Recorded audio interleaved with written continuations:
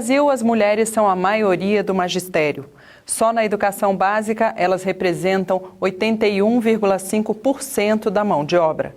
Essa expressiva representação feminina na educação fez com que a PUESP se tornasse uma das entidades pioneiras no debate e discussão do gênero.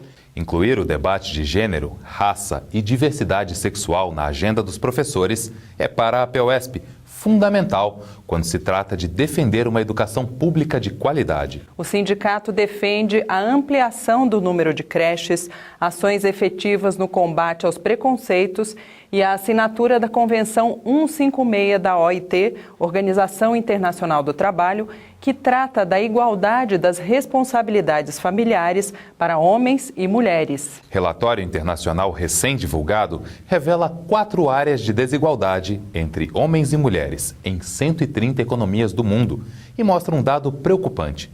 O Brasil fica para trás na igualdade entre homens e mulheres. As diferenças entre salários, níveis de participação e de acesso a emprego altamente qualificado revelam o grau de participação econômica e de oportunidades que não são as mesmas para homens e mulheres.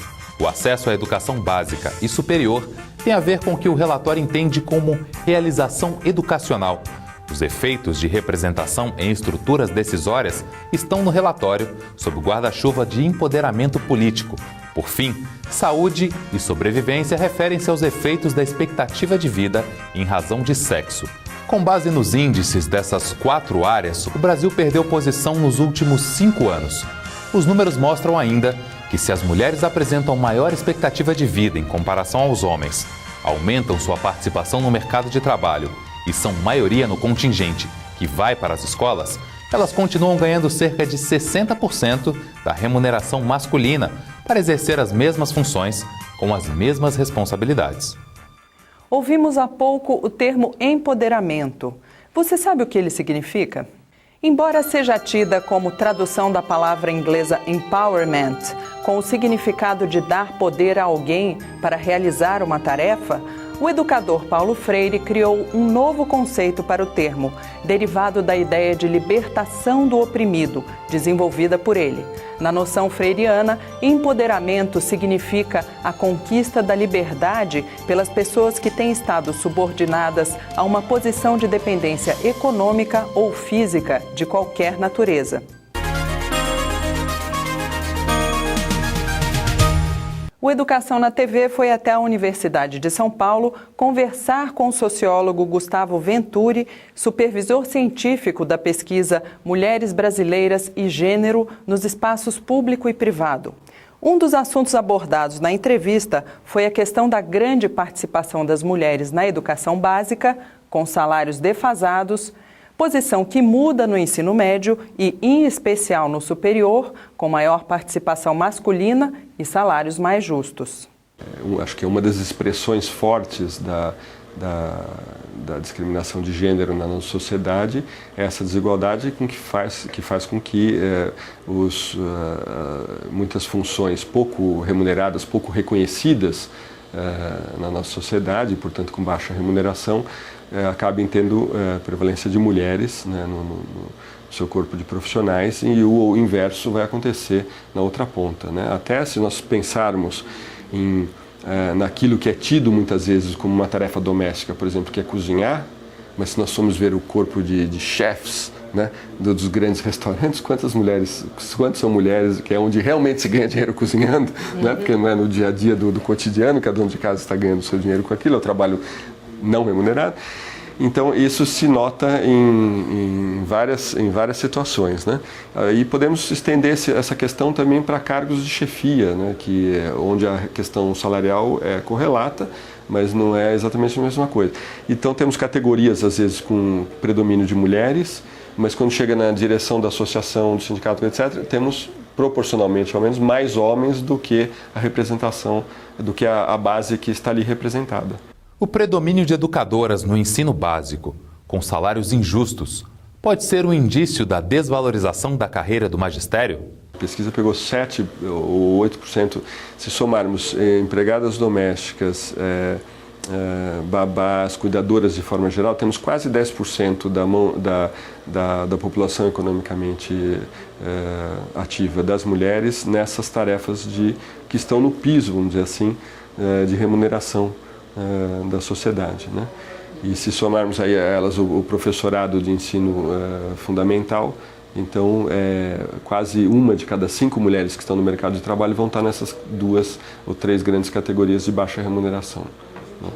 O que sem dúvida é uma expressão da desvalorização dessas atividades, né? O que é muito pernicioso, evidentemente, para a sociedade a médio prazo, e acredito que não à toa a presidenta, talvez por sua condição de gênero, tenha muita consciência disso, e das tônicas dela, pelo menos neste início de governo, tem sido a ênfase na importância de recuperar o piso salarial dos professores, etc., um reconhecimento de que o Brasil não pode continuar não investindo o que necessita nesse campo.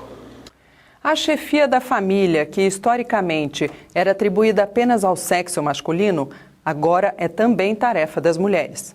Porém, o cuidar dos filhos ainda é tido como responsabilidade das mulheres. E quando elas vão para o mercado de trabalho, são discriminadas economicamente, independente de sua formação e dedicação. Ou seja, o tema da dupla jornada também está presente. As mulheres avançaram em direção ao mercado de trabalho, né? Coisa que já estava evidente no levantamento de 2001. E, no entanto, os homens fizeram muito pouco a sua contrapartida, que seria uma divisão maior do trabalho doméstico, seja dos serviços da casa, seja do cuidado dos filhos, etc. De tudo que vimos, pode-se deduzir que a violência contra a mulher não é somente física. A violência está na sua desvalorização como profissional, na discriminação no ambiente de trabalho, no assédio moral, no bullying. Na educação básica, onde a mulher é maioria, as péssimas condições de trabalho, os salários defasados e as jornadas duplas e triplas mostram que muito ainda precisa ser feito para se alcançar a igualdade. E a luta pela valorização da profissão tem a ver com a luta constante pela melhoria da qualidade de ensino. Uma luta que é permanente. Nesta luta por um ensino público de qualidade, os educadores vão para a praça mais uma vez. Dia 1º de abril, às 14 horas, na Praça da República, acontece a Assembleia Estadual dos Professores. A manifestação é em defesa de uma carreira que atenda às necessidades dos profissionais da educação, por reajuste salarial imediato, por um plano estadual de educação e pela redução da jornada sem redução salarial. Assembleia Estadual dos Professores, dia 1º de abril, às 14 horas, na Praça da República. Sua participação é fundamental. Investir no professor é a garantia da qualidade do ensino. É preciso oferecer aos profissionais da educação melhores condições de trabalho, o que vai refletir diretamente na saúde do professor. Garantir a imediata aplicação do piso salarial profissional nacional e a revogação da Lei 1041 de 2008. Essa campanha, na verdade, ela é uma campanha que tem como base o quê? Primeiro, o adoecimento profissional, né, dos professores, isso é evidente, e tem a ver com a jornada mesmo extrapolada que os professores têm assumido. Esse adoecimento do professor é isso, ele assume a tarefa dele e mais outras tarefas que não são deles. A APEUESP, enquanto maior sindicato de educação da América Latina e representante de uma população profissional predominantemente feminina, assume a responsabilidade de ampliar o debate sobre gênero. Afinal, se para muitos março é o mês internacional da mulher, para a entidade, todos os dias do ano são de oportunidades para colocar o assunto da igualdade entre homens e mulheres em discussão. E que assim seja. O Educação na TV é o seu espaço para divulgar tudo o que seja feito nessa direção. Voltamos na próxima semana. Mas antes de encerrar, é bom lembrar que este e outros programas Educação na TV estão disponíveis no endereço eletrônico da APEUESP. Acesse, assista, divulgue. Até mais. Até o próximo programa.